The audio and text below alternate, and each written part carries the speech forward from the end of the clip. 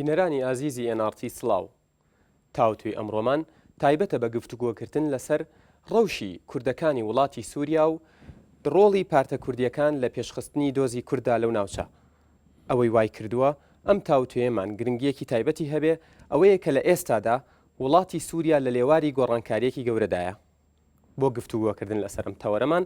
میوانداری بەڕێز شەلالگەدۆ ئەندامی سەرکردایەتی پارتی چەپی کورد لە سووریا کردووە. بەخێر بێ کاک شەلال.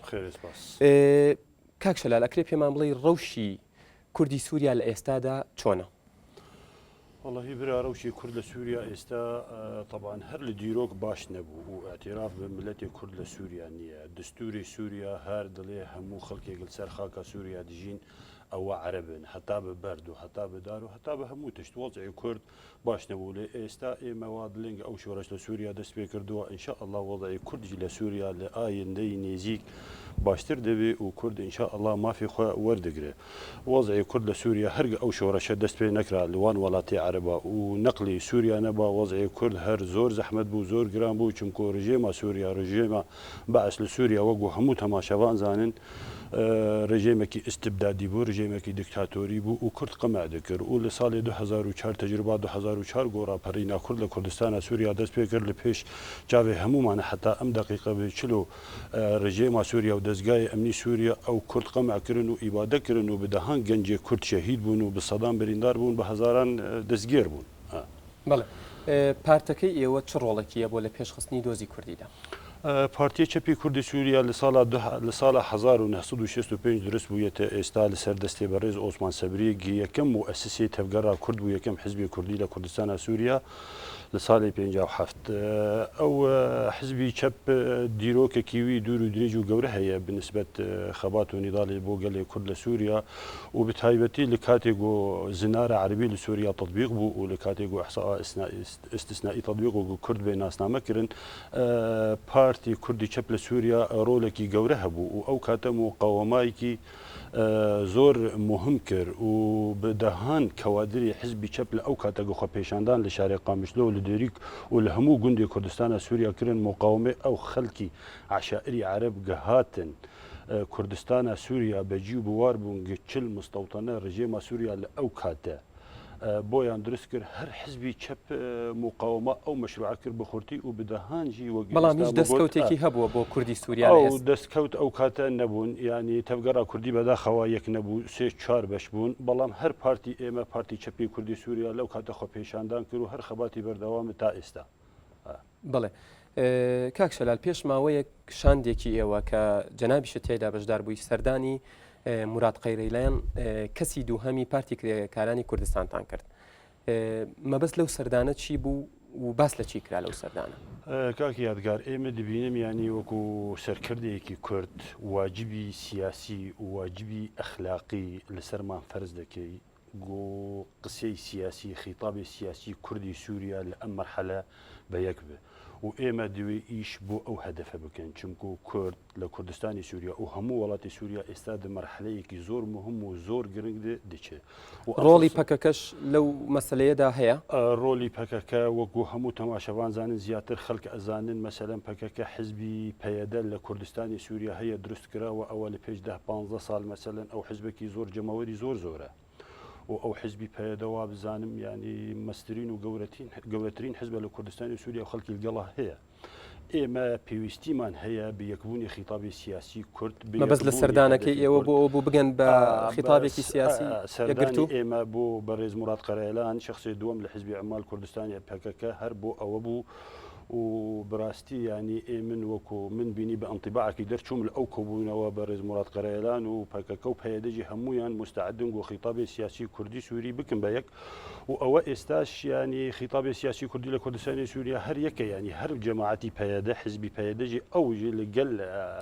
تەفگەڕا کوردی لە سووریا پێکەوە ئیش دەکەن و هەر بەیاننامەی مشتەرەک دەریدکن ینی ئێستا من توانم بڵێم ئەلحەمدولیلا وەزعی کورد لە سووریا باشە لە ئەو ناحیە ینی کورد لە کوردستانی سووریا لە چەپ و تا ڕاست و تا پەیەدە هەموو بە یەک خیتابی سیاسی ئیش دەکەن. کاک شەلال نوێنەری ئێوە بەشداری کرد لە سەردانی ئەو وەفدەی ئۆپۆزیسیۆن کە لە وڵاتی تورکیا کۆبوونەوە ئەو کۆنگری ئۆپۆزیسیۆنی سووریا لە ئەستەمبۆل پێش چەند ڕۆژ ئێمە داوا بۆمە کەسی نەنارد و من دەبینم تورکیا ئەو تەدەخلی ئێستا دەکە زوو بە زوو لە وەزعی سووریای داخلی ئەمە مانای ئەوە نییە کە ئێوە داوەتان بۆ نەنێدراوە بانگێژ نەکراون بۆ ئەو کۆبوونەوەیە مانای ئەوە نییە کە جارێکی تر هەمان سینناریۆی پێشوو لەگەڵ کوردەکانە دووبارە بێتەوە پشتگوێ بخرێن و پەرایۆز بخرێن واللهی بەڕای من هەڵوێستان چیە بێ ئەگەر شتێکی وا بەڕای من ینی تورکیا هەر دۆستی کورد نییە و تورکیا تەدەخلی تورکیا ئێستا بە پەلە لە ناوەزعی سووریای داخلی لایەنەکانی ئۆپۆزیسیۆن هەر بۆ کورد بێ بەش بن ینی لە سووریای ئایندە هەرگ بۆ ینی هەدەفی تورک هەدەفی ڕژیمی تورکیا هەدەفی تورکیا وەکو دەوڵەت وەکو حکوومەت بۆ کورد بێ بەش بن یا بەشێکی بەچووک لە سووریای ئایندە بەدەستکردکەوە یا تشتێک بەدەستکردنەکەوە هین باشترە چونکۆ تورکیا زۆر حەریسە گۆ کورد لە هەموو پارچەی کوردستان مافی خۆی وەری نەگرن بەرگۆ کورد لە کوردستانی سووریا گەمافەکانی خۆ وەری گرتن ئەوان ئیکاس دەکە لەسەر کوردی تورکیا لەسەر کوردستانی گەورە بۆ ئەوە ینی تورکیا وا بزانم تەدەخلی تورکیا بەپەلە لە ناو شأنی داخلی سووریا هەر مەبەستی ئەوەیە و هەر قەزی ئەوەیە ئێوە دوای مەسەلەکە نەکەوتون کە بۆچی بانگێژ نەکراون والله یاخود ئەگەر بانگێژ بکرانە ئامادە بوون بچن بۆ کۆبوونەوەیە والله من وەکو شخص ڕایی من وایە ئەگەر بانکێش بکردنا ئێمە درۆشتن ئەگەر من وەکو شخص وەکو سەرکردی حزبی چەپی کوردی سووریا داوت ببوومە بۆ ئەستەمبۆل من درۆشتم لە ئەو کۆنگرە قسەم کرد بۆنە ئێمە پێویستە ئێستا لە هەموو شوێن حاضر بوون و لە هەموو شوێن قسە بکەن و ڕای خۆ تەرەح بکەن و دیفاعی مافی گەلی خۆ بکەن و دیفاعی تەسەوراتی تەفگەرا کوردی و ملەتی کورد بکەن بۆنە بەڵێ لە سەرەتای خۆپیشاندانەکانی سووریاوە کوتومت لە ناوەڕاستی مانگی ئادارەوە خۆپیشاندان دەستی پێکرد بەڵام دوو هەفتە تێپەڕی دوای ئەوە کوردەکان بەشداریان کرد لە خۆپیشاندانەکان ئەمە بۆچی ئایا ئەمە خەمساردیە یان ترسە والله ئەوە خەمساردیش نییە و ترسشی نییە بەڕای من ئەوە با بڵێم ینی سیاسەتە شەقامی کورد لە کوردستانی سووریا بە عکسی شەقامی سووریا عامەتەن یعنی شارعێکی منەظمە کورد لە کوردستانی سووریا هەر لە ئەزەمات چاوەڕێی تەفگەرا سیاسی دەکە بەڕای من ینی ئەو سیاسەتی تەرەیوس گۆ کورد لە دوو هەفتەی پێش ئەو شۆڕش لە سووریا دەست پێ کرد شارع کوردی و تەفگەرا سیاسی کوردی حەز دەکرد زانێ واتە حەزەر بوو مەسەلەی حەزەر بوو شتێکی تر نەبوو لێ ئێستا ئێمە هەموو دەبینن گۆ کورد بە قووەت مشارەکە دەکەن ینی تقریبا لە هەموو شاری کوردی لە قامشلۆ گەورەترین شارە لە کوردستانی سووریا جمعی رابردوو 12 تا 15 هزار کەس دەشتی بوو خۆ پێشاندان دەکرد و تەضامن لەگەڵ خەڵکی دەرعا و تەرتوس و حمص و ئەوە دەکردن ینی کورد هەر مغەیب نین لە ئەو شۆڕەشی سووریا و کورد بۆ قەوەت مشارەکی ئەو شۆڕەشە دکە بەڵام وەک خۆتە زانی خۆپیشاندانەکان هەلێکی زێڕینە بۆ بەدەستێنانی کۆمەڵێک مافی خوراوی کوردەکانی ئەو وڵاتە ئەم فرسەت بۆ کورد بەڕای من فرسەتێکی زێرینی وە گۆجانابتان دڵێ و ئەم فرسەتە گەلێ دەستی کوردوون ببە ئەم جارە احتیمال هەیە پێش قەرنێکی تر تکرار نەبێ لأنه هەر 50 ساڵ 100 ساڵ تا فرسەتێکی وا زێرین تێ بەڕای من کوردەوەی بزانەبوون و بمێرانی و بمشارەکە گەلی سووریا لە ئەو شۆڕەشە دەوێ زانبن چۆن دەکەن و ئەو فرسەتە بۆی مافی خۆی ئستقلال بکەن ینی کورد ئێستا لە کوردستانی سووریا دیجاری متحدەکە کە یادگار جارێکی بۆ گۆ سووریە هەموو ئۆتیهادی وەتانی لەسەر کە هەلی خەڵکی سووریا لەسەر کوردی هەیە و جارێکی تر بۆ کوردە ینی تەفریقی عنسوری و شۆڤینی هەیە لەسەر وەک دەزانن خۆپیشاندانەکان هەموو شارە کوردنشینەکانی نەگرتوێتەوە ڕۆڵی ئێوە چییە وەکو پارتێک یان ڕۆڵی پارتەکانی تر چییە لە هاندانی کوردەکان بۆ ئەوەی بێنە دەرەوە و ڕای خۆیان بڵێن کورد تقریبا لە هەموو شاری کورد دەردەچن ینی لە ئامودا لە قامشلۆ لە دەرباسیە لە سەرێکانیە لە دیمەشق لە کۆبانێ لە هەموو تقریبا ینی لە سەدا هەفتا لە شاری کورد کورد دەرچوونە لە حەسەکە دەرچوون ئەو چەند شاری دینی بچووکمانە و ینی بەڕایی من ئەوەشی دەردەچن ئینشاء الله لە ئایندە ینی لی دەمی پێش لە ڕۆژێ داهاتوو ئەوەجی هەر دەردەچن بڵێ ئەی پەیوەندی نێوان پارتەکانی پارتە کوردەکانی سووریا چییە ئایا خاوەن گوتارێکی سیاسی و نەتەوەیی یەکگرتوون کەوا بکات ئەو خەڵکە گویان لێ بگرێت و ئاراستەی خەڵکەکە بکەن بەو ئاراستەیە کە لە بەرژەوەندی کوردی سووریادا بێت وەزعی تەفگەرا کورد لە کوردستانی سووریا ئێستا زۆر باشە و لە پێشە زۆر ینی من پێ دەڵێم ئێستا ئەنجومەنی سیاسی کورد لە کوردستانی سووریا هەیە گونۆ حزبی سیاسی لە ناون لەگەل لژنی لەگەل مەجلیسی عامی تەحالف گودو پارتی لە ناون لەگەل پەیەدا ئەوە هەموو هەر سێزدە پارتی ئێستا بە یەک قسەی بە یەک ناوی بە یەک بەیاننامەی بە یەک خیتابی سیاسی بانگی خەڵک دەکەن ینی وەزعی تەفگەرا سیاسی لە کوردستانی سووریا ئێستا لە قۆناغێکی زۆر باشە و ئێمە هیوادارن ئینشاء الله گۆ ئەو یەکەتی هەر بەردەوام دەبێت و هەر دەمینێ واتە پەیوەندی نێوان پارتەکان لە ئێستادا لە ئاستێکی باشە زۆر باشە زۆر باشە نەهەو باشە یعنی پر باشە بەڕایی من گەلک باشە هەر بەنسبەت کاردانەوەی هێزە ئەمنیەکانی سووریا بەرامبەر ئەو خۆپیشاندانایی لە شارەکانی سووریا ڕۆدن بە تایبەت لە ئامودە و لە قامیشلۆ دەبینی کاردانەوەیان نییە بێدەنگن بەرامبەرم ئەوە بەرپرسێکی پارتی یەکێتی دیموکراتی کورد لە سووریا ڕای وایە کە ئەمە بۆ ترسی حکوومەت و دەسەڵاتی وڵاتەکە ئەگەڕێتەوە لە ئۆپۆزیسیۆنی کورد لە سووریا ئێوە ڕاتان چیە؟ والله رأيي من هر وكو رأي أو برادري حزبي كتي كرد سوريا يعني رجيم سوريا زور لأوبوزيسيوني كردي وزور لملة كرد سوريا لم مرحلة درسه تكون ملة سوريا مثلا هم رابري أو حز لكن استوى كو رجيم ووضعي كرد لكردستاني سوريا يعني توزكي هيمن بباشتر أبو أوان كاتي كرد هم رابرن مثلا جماري كرد لسوريا 3 مليون تا 3 مليون وهي أو 3 مليون رابر وضعي رجيم يكسر تقدش يعني رژیم ئێستا مغازلەی کورد هەمومان دەزانن و واضح ئەوە رژیمی سووریا مغازلەی کوردەکە بۆ کوردرانە ببووی زەخەمی گەورە و مەزن و مشارەکەی خۆپێشاندەران نەکە هەر سیاسەتی رژیم ئەمە نزیکایی لە ملەتی کوردەکە بەڵێ کوردەکانی سووریا ڕێژەی 10% دانیشتوانی وڵاتی سووریا پێکەن بە نزیکەی و ژمارەیەکی زۆر کە ڕەنگە بگاتە 20 پارتی سیاسی کوردی لە سووریا بوونی هەیە بۆچی تا ئێستا نەتانتوانیەوە قورساییەک لەسەر حکوومەت دانێن وەکو کارتێکی فشارتان هەبێت کە بەدەم داواکاریەکانتانەوە بێت بۆچی ئەگەڕێتەوە پێش گۆ جواب بدەم دوو لە حەزم هەیە یەکەم کورد لە 110 کورد لە 113 تا 15 تا 17 بەڵێ ئەوە یەک دوام 20 پارتی کورد نییە 13 پارتی کوردی ڕسمی هەیە 13 پارتی هەیە ئێستا باسمان کرد ئەو چەند پارتی دینی ئەتەرنێتی هەن ئەوە وەزعکی ترە ئێستا لە کوردستانی عێراق مەسەلەن دا پارتی ڕسمی هەیە بەڵام لە ئەنتەرنێت ئیش بۆ قەزیەی کوردی ئەکەن لە ئەنتەرنێت ممکنە 5 پارتی هەبێ ئەوە شتێکی ترە تەبگەڕی کورد لە کوردستانی سووریاجی بەڕایی من ینی هەر تاریخێکی شبه مشرف هەیە ینی هەر ئیش کردووە ینی بۆ ملەتی کورد لە سووریا وەزعی کورد لە کوردستانی سووریا وەکو وەزعی پارچەی دینی کوردستان نییە ینی کورد لە سووریا هەر ناتوانانی شەڕی شۆرشگیری بکە ینی جغرافی کورد لە کوردستانی سووریا هەر تەختە وەکو ئەم ماڵە ینی ئەو ظروفی مەوزوعی و ئەو ظروفی ذاتی مهەیە نەبوون بۆ کورد لە کوردستانی سووریا گتوانە بن وان شەڕی مثلا مسلح یا کیفاحی مسلح بکەن وەک کوردستانی ئێران و کوردستانی عێراق و کوردستانی تورکیا لەگەڵ ئەو ظروفانەجی تەبگەرا کوردی لە سووریا ینی هەر حیفاز لەسەر وجودان ملەتی کورد کردە لە سووریا هەر حیفاز لەسەر سەقافەتی کورد کردە لە سووریا وەک ئاگاداری بەشارەسەدی سەرۆکی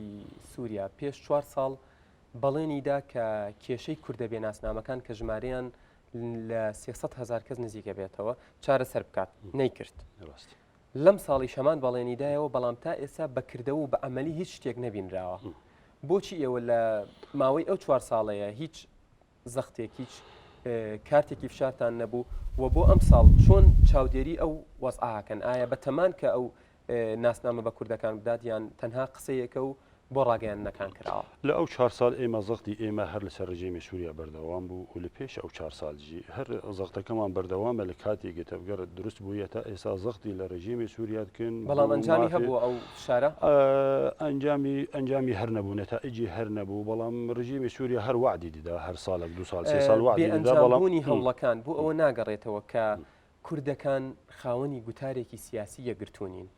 دابش بوون بەسەر ژمارەیەک پارتە و هەر یەکەیان لە ئاوازێکە خوێنێ بۆیە ئەمە وای نەکردووە کە دەسەڵاتدارانی سووریاش حکوومەتی سووریاش بە ئەهەمیەتەوە نەڕوانێتە داواکاریەکانی ئێوە بیکل تاکید ئەم قسەی جەنابەت ڕاستە کورد کاتێک گۆ دەبن 10 بەش و 15 بەش ئەوە